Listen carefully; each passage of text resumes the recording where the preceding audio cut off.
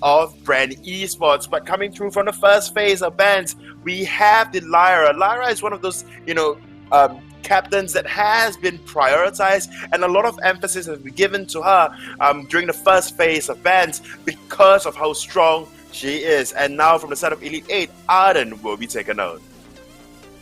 Yeah, so first pick for Renagades, they've got a lot of options. They could try and go for Chomok themselves. I don't think Elite 8 played it that much yesterday, so it won't be a contested pick. Blackfeather will be picked up. Really strong, nice, flexible pick as well. Even though on A side you have to give away what your composition is, Blackfeather will work well. Be able to dive into any kind of backline that Elite 8 have. So what Elite 8 needs to do here, they need to pick up something like a Rona, something that is tanky, that cannot be dived by Blackfeather. Then they'll be in a good position. So if they pick up a Vox or a Kestrel or anything like that, Blackfeather excels against those kind of heroes. They need to not pick a hyper carry comp or any really backline carry. Yep, and I personally think that Rona does very well against a Blackfeather. Like I mentioned yesterday as well, the early game burst for Rona is just immense. Although Rona generally needs the Serpent's Mask into breaking point to just put out the fullest potential in terms of damage for herself, whereas for Blackfeather you can kind of just have a salvo and then of course a Serpent's Mask, and you can put out quite an equal amount of damage because of your Feint of Hearts. But coming through from the second pickup for the side of Elite 8, we will be seeing a Baptiste, hopefully, and I cross my fingers, it will not be that utility Baptiste that we see so often from yesterday's match. And now coming through again, second phase of bans, we have that Grace.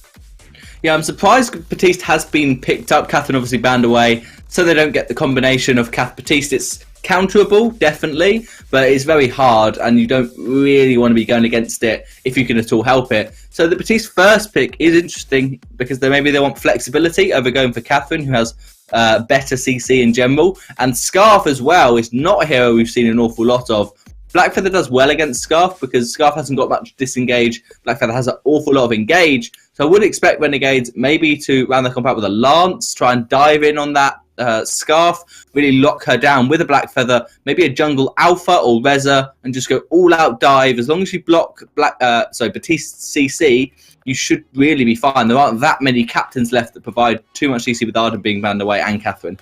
Yep, I personally think Alpha, if not, then Reza worked very well against the Scarf. Scarf needs time to ramp up, unless, no matter we've seen a shift as well. We saw, the phasing out of Mages, and then we saw, Scarf, when placed in lane going up against a Blackfeather, can easily just poke a Blackfeather out. If not, then, if Scarf is placed in the jungle, it will be a very, very rough time going in against this Baptiste that we saw Chingy played yesterday and was just able to put so much pressure. The jungle couldn't farm at all. So let's just see what they will pick up for the side of RNG. I'm not surprised if they will just go for that Lance like you mentioned, just to dive the backlines. If not, then Finn. Finn is quite a suitable pick here just to provide the fortified health. And just pull Scarf, if not then Baptiste, if not then the carry of Elite 8 to just fight near them, which Blackfeather really wants to do anyways. Yeah, Blackfeather and Reza have been picked up, and the Lance, as I said, Renegades took their time to pick exactly what I told them, but they're going to go for that as the final pick. Makes loads of sense. Their comp has great synergy. They're probably thinking, what other captain might we want? Maybe a Roam Glaive. Let's see what we're thinking. But no, in the end, going for that Lance, Finn could have worked, but then if the Forced Cord just gets blocked, Scarf will be able to stay at range. Finn has no follow-up alongside Blackfeather and Reza. Because Blackfeather and Reza have so much dive, so much mobility, that they need someone like a Lance with 2 movement abilities to really keep up with them. So I really like what Renegade's draft is. I'm a bit confused by what Elite have gone for. They've gone for the Rona to counter Blackfeather. Makes a lot of sense. It's good against Reza as well. But then they have a Scarf on the backline as opposed to something like an Alpha who's much tankier, or an Ozo who could have worked really well. But they've decided to go for backline carry almost. So Rona's just going to be ignored. The start of the team fight is going to be Scarf at the back line, Rona jumping in, Blackfeather and Reza jumping away from Rona and just diving on Scarf, blocking Baptiste CC. And I think Renegades should have this game if they play it right. Yep. Renegades have got the early game versus the Scarf, although in the lane, the side of RNG might suffer with that Blackfeather pickup going up against the Rona. But Blackfeather, like I mentioned earlier on, really cheap in his item build, really just need its Serpent's Mask for the extra sustain, a 10% life steal, and just can sustain in lane going up against this Rona. But we can't quite forget that Rona dives in, wants to dive into the backline, whereas Black Feather and Reza, as you mentioned, just want to dive in as well. So Rona will be in the thick of fights in general, trying her bestest to just soft peel for Scarf using the red mist and just hopefully try to zone Black Feather and Reza out. But the amount of burst coming through from RNG in the late game, the Faint of Hearts, with that Scorcher into a basic attack will just hurt and will hit like a truck. So it is just down to how Anime Save Me will use this Batiste. Whether or not, Fearsome Shade will be used properly to try to zone or try to push Black Feather and Reza away at the right time. Because it will be quite difficult, Black Feather having a Rose Offensive and Netherform Detonator. Generally just avoid all CCs to get into the backlines. Yeah, the real problem with Elite 8's composition is that Scarf wants to be as far away from the fight as possible, and Rona wants to be in the middle. So they either have Rona on top of them, because if you think Black Feather and Reza are going to dive Scarf, okay, maybe we change our fighting style so that Rona jumps on top of Scarf and just red mists around there to try and get as much damage as she can. Well, if Rona does that, that means Scarf is now in the middle of the fight, standing still so that Rona can get her red mist off. And so you're never going to have Rona and Scarf's win condition executed right unless Renegades allow you to just allow that to happen. If they focus Rona at all while Scarf is alive, then they're letting Elite 8 win the game. So that's all Renegades have to do. Ignore Rona for a bit, focus the Scarf, make it a 3 versus 2, and they should be fine. But we're going to have to wait and see. We are loading into the house room photo. Let us know which team you think is going to take this game. We're on the side of Renegades on the caster's desk, but hey, it could go Elite 8's way for sure if they just make them focus Rona. That's all they have to do. Batiste is going to try and peel as much as he can for that Scarf, and Hunjagers is going to have to try and just carry this game. Yep, Hunjager will have to try his bestest to carry this game. But we do see Rona, official high on that Rona will be placed in that of the jungle. The only reason I'm making this speculation is because of the energy picked up on Hunjager, and official high generally is the jungler of the side of E8. If that is the case, then Scarf can easily just poke Black Feather out in the early game and just basically try to get Black Feather to back off. So very, very good change up in team comp, or just team composition and where they put their roles in general. But now, it will not be stolen by Rona. Uni does manage to secure that tree with probably Faint of Heart, and now all members of Renegade rotating up to lane. It does look like it will be a lane Scarf. Anime Save Me going to get impaled. No, he dodges it, but he will be in a bit of trouble. Shingy's going to dive in. He uses boots. Anime Save Me will get away. That is the goop popped by Hunjagers. He's now trying to fire up best he can, getting a bit of poke onto Scarf for that barrier. Dodging those Spitfires out, and Shingy has to port home because he knows Official Hein is waiting for that jungle and will have a much quicker rotation if Shingy doesn't get back to that jungle quite quickly. Now Uni's still farming up, and he actually, one thing that Shingy did do is by waiting, he's now ahead of Official Hein on items. One item ahead, an extra crystal bit compared to Official Hein, and extra boots compared to what Official Hein has got, which is really important on Rona. You need to be able to stick on top of your target. Now Impale does land onto Hunjagers. Uni going to get ordained up, and he's going to get hit by the Spitfire. But Githimor pushes Hunjagers back. He's going to be a bit pressured. Uni standing on the goop, but a lovely on point does try and get a bit of damage. Protect contract picked up for both these captains. Uni rotating down to the jungle. Official Hein's waiting to try and steal this tree away. Lance going to try and spot him out, but will he do it in time? Shingy's going to get that, no question, unless Uni wants it. And that is going to be impaled. Does land on Official Hein. Troublemaker and a basic attack. Does do a lot of burst, but Official Hein into the fray over the wall. And they're going to back off. Renegades slightly ahead, but not that much. A nice wave pushing up for Uni. And Hunjagers could be in a bad position if Uni waits. Oh, if Uni waited for SNK, that would have been a dead Hunjagers, but it still might be with the Impale. Landing, Batiste coming through, but will he get the protect contract out? No, he's going to ordain Uni, now gets the protect contract out. And Uni just wants to farm this wave because it's quite big, and so Hunjagers are not going to take too much poke. And I think both teams will back off from now. Yep, and this is what I'm talking about. Scar just put so much pressure in lane going up against a Black Feather, and we saw this in one of the Challenger series as well. The only way to just, try to counter a Black Feather or try to check a Black Feather in the early game is just to poke down this Black Feather. Uni taking a lot of poke. He's going to fall. He is getting poked down. SNK leaving Aina die. Trying to get some ambient gold with Shingy, which was a mistake, but Renagades going to get bursted down by Reza. No question, one basic get the kill. Anime Save Me will be the next target, while SNK did back off under his turret. Impale does not quite connect, and Shingy going to use that healing flask. Lovely Githian wall, stunning up Official Hine and pushing back Anime Save Me. And the aggression, it didn't really work for Elite 8 at the moment, because yes, they've killed Black Feather, but he's on 33 CS to Renagades' 18. So he's farming fine. He's farming actually really well, considering that he died. Now Scarf is going to be a bit of trouble. Shingy going to secure that one, no question. Reza secures almost everything early game except from a crawl, and Renagades will get a nice wave to farm up. But yeah, I think SNK leaving Uni alone. Thought Uni would be okay, but Uni was not quite, and going to get back with Shingy, try and push this gold lead in their favour. Yep, they are sitting currently at 9.2k gold over to the side of Elite 8, sitting at 8.4, 8.6. Yeah, there you have it. So, you know, the goal difference is not much. Just honestly, 4 minutes in, about a 1k, very good gold lead for the side of RNG, but it will not amount to much. Now, Anime Save Me getting impaled, getting hit by the impale, Chingy as well, landing the Scorcher, Scorcher into the basic attack. As well, so now what Renagades really want to do is just try to put pressure against Hanjäger. As you mentioned earlier on, Hanjäger, although putting a lot of pressure in that of lane, but it's not CSing very, very well. Now catching up in terms of CS, sitting at 40 over to Uni at 46. Not much of difference now. I mean, only 6 CS, but all in all, the first kill for the first blood going for Hanjäger definitely did make up for that.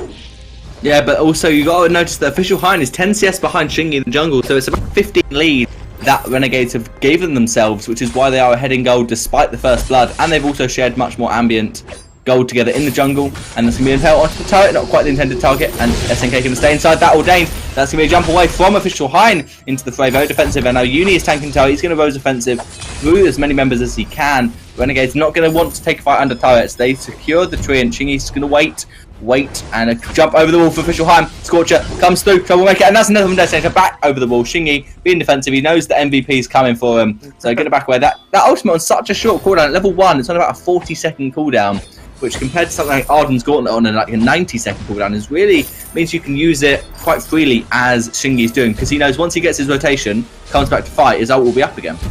Yep, and the only issue I see with Reza, it's the energy consumption coming through whenever you do play Reza. Half the time we do see very aggressive Rezas going in, but what is stopping them, it's not the damage coming through from the opposing team, but it's more so of the lack of energy just continue in that team fight. And it's quite weird to me, because usually when, you know, any heroes that really needs that energy to just sustain for a very long time in team fights have a clockwork in their build somewhere. But then as for Reza, you don't quite see that in me. Yeah, you might see a clockwork Reza. We're gonna see. Have to wait to find out what Shingy does go for.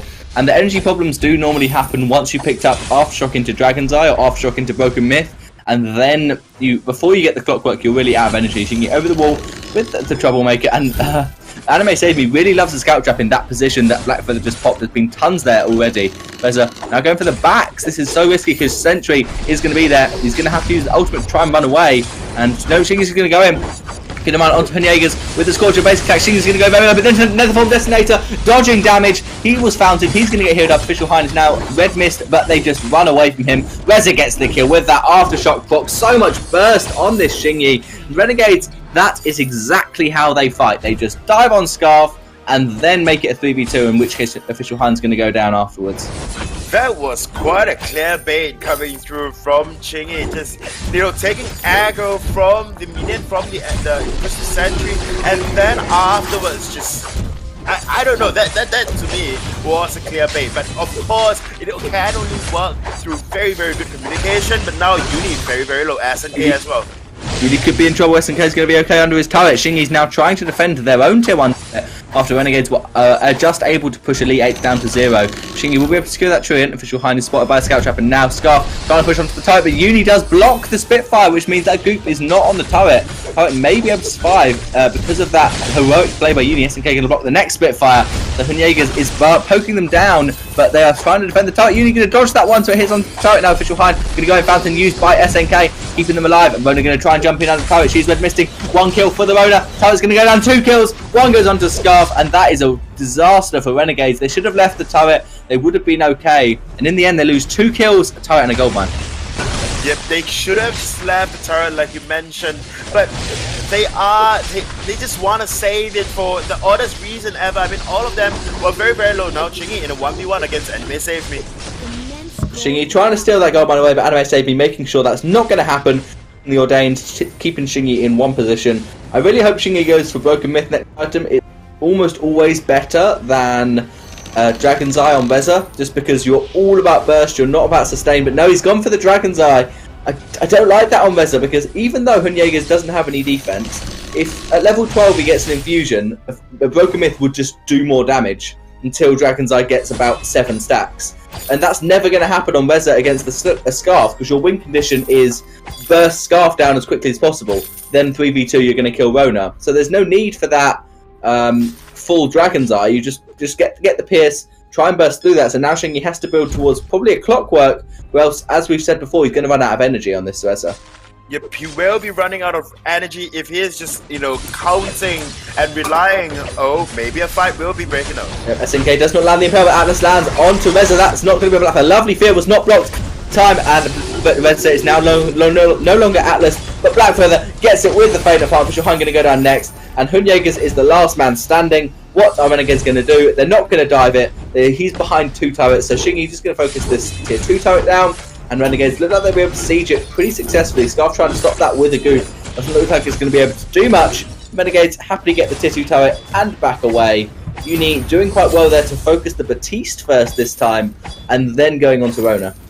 Yep, now Uni already having that breaking point can easily just build stacks, whereas Official Hind, because placed in the jungle, not as much gold, and also because Official Hind generally just sitting at 24 CS and to death hasn't quite been able to secure a lot for himself on that Rona. Thus that breaking point will come slower as compared to Uni. Official Hind at this point really has to rethink his strats jumping in, because it's quite obvious. You have got an Ordain, you jump in into the fray, and it's not helping you at all. The only reason the side of Elite 8 could have just taken 2 kills for themselves while they're pushing the turret is because RNG just refused to back off. So that is one mistake that the side of Elite 8 capitalized on, but maybe it's just not enough, because in a full-fledged team fight they are just not putting out as much damage as compared to RNG.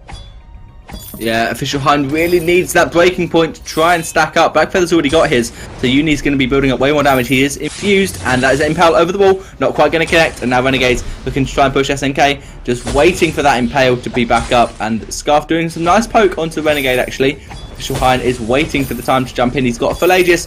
Reza, with no Pierce at all, is not going to be doing anything onto Official Hind. Thingy secures the Treant away, and now Elite 8, what's the play? Are they going to wait? They're going to just let this Sentry fall probably if Renegades decide to take it, but Renegades don't want to take it. They get it down to about 2/3 health, and now they're backing off back to the gold mine. If Renegades need to fight, then they should take a fight around gold mine, force Elite 8 to come to them. Blackfeather reinfusing, Shingy going to pop one as well, and now they start the gold mine. As I said, yeah, they can get this without any contest, because Elite 8 are just a little bit behind, so they're a bit scared to fight, especially with a Rona that hasn't got breaking point. They're just in such a tough position.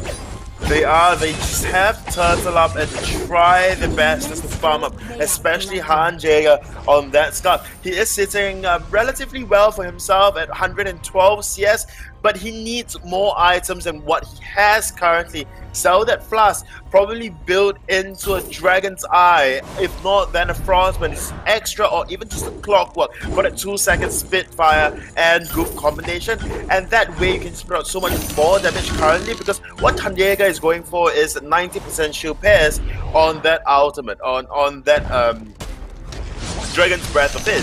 But at this point, he's just unable to just stay in the fight for long enough. If he go and channel the Dragon's Breath, he will be burst down immediately by Chingy, who can just jump into Nether Form Detonator, if not then Uni as well. Although we do see a very peculiar target lock coming through from Uni, just going for the front liner first, trying to build as much breaking point stacks, and then jumping onto Hanjäger, if not then official Hein afterwards. So Hanjäger maybe will have a chance to try to proc those. And may save me, gonna get Githian Wall twice. He's gonna have to run away using the Atlas Fist Shade. Lovely. Not Crucible, not used by SNK, but that is gonna be black for the kill of the piece. Next target is official Hein. And once again, that is the time for Renegade. They go Batiste first, then we'll kill Rona. And now Scarf tracking out the Dragon's Breath. She's got nothing, no Dragon's Eye. Is not gonna be stacking up. But Renegade is forced to run away with that ultimate. And Shingy's just like, right guys, come on, I'm taking the turret, let's run away. And they do manage to get out of turret aggro. Now they're going to focus back on turret Uni taking a bit of damage, but I'm sure Renegades will get this without any question. Uni's going to run away, and Renegades wants to get something, but he's just not able to. I said the win condition from Renegades earlier was focus Scarf, then focus Rona, but I guess focus Batiste, then focus Rona works just as well. If Batiste gets out of position, no need to dive too far into that launching and get a backbone for that Broken Myth, and then probably get a reflex block because the Fist and Shade's been really annoying. No, he's gone for tier 2 boots instead. So he's trusting the Crucible from SNK because the Fist and Shade has been really annoying in these fights. And if Rona is there with Red Mist with Breaking Point, then the Fist and Shade really could turn this fight around for Elite 8. Yeah, but we haven't quite seen that coming through from Anime Save Me. He has been timing his fearsome shape, but very, very defensively, not in a way where, Anime Save Me is trying to reposition or outposition the entirety of RNG, because half the time, before he can even use that fearsome shape, he is already bursted down by 2 Githian Walls by SNK, followed by the damage from the entirety of RNG. So, I personally thought that Batiste would work decently well, forcing that Rose offensive coming through from Black Feather and stopping any dive whatsoever coming through from Reza, but it's just not working just yet. They really need to be, in charge, in the lead, for Batiste to have any sort of impact now, since, both Uni and Chingy can just dive straight in. And as we saw just now, although Ordain was on Chingy, Chingy can just easily Nether Form Detonator in. There's going to be boots going in onto Renegades. Double Githian Wall, you're going to get stunned up. And now Reza is doing diving onto the next target, which will be Anime Save Me. He's going to go down to the Reza once again. Shingy wants to get a triple, but official Hein's back in the base, so that's not going to happen. Kraken will be the target. No, they're going to get the kill. They want to dive the base. They're going to get it. The ace for Renegades. And are they just going to finish the game? Yep. Who needs a Kraken? Impale misses the target, but it doesn't matter. Renegades look like they might take this game 1, but Scarf will rack up, so it's going to be close. They're going to take the turret. Scarf has now respawned. Going to try and make the plays. And Jaeger's still not selling that healing fast, not buying an infusion. He forgot to buy an infusion. And Jaeger's going to do that Dragon's Breath. He's going to get stunned out of it by the Githian Wall. And the Renegades take game 1. Well, very well played coming through from Renegades, and as we mentioned, it probably won them the game in draft. And it's quite rarely you say this, that games can be 100% of the time in draft, but it kind of applies for that match there. It was quite difficult for Elite 8 to fully execute the team comp. You have Batiste, yes, in the front line, but Batiste not the strongest roamer or captain at this